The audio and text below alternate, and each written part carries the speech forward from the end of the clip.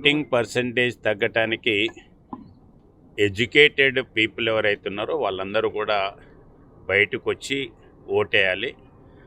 సామాన్యంగా ఎడ్యుకేటెడ్ మిగతా టైంలో అంతా కూడా ప్రజాస్వామ్యం గురించి మాట్లాడతారు.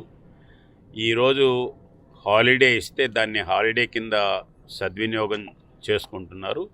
ఉదయం ఒక 10-15 నిమిషాలు పోలింగ్ బూత్కి వచ్చి ఇది ఒక ఓటు హక్కును సద్వినియోగం చేసుకొని మిగతా డే అంతా కూడా వారు గవర్నమెంట్ ఇచ్చినటువంటి సౌకర్యాన్ని వారు సద్వినియోగం చేసుకోవచ్చు. కానీ ఓటు వేయకుండా ఉండటం అని అంటే మన యొక్క ప్రజాస్వామ్యాన్ని మనం అవహేళన చేసినటువంటి వాళ్ళం అవుతాం.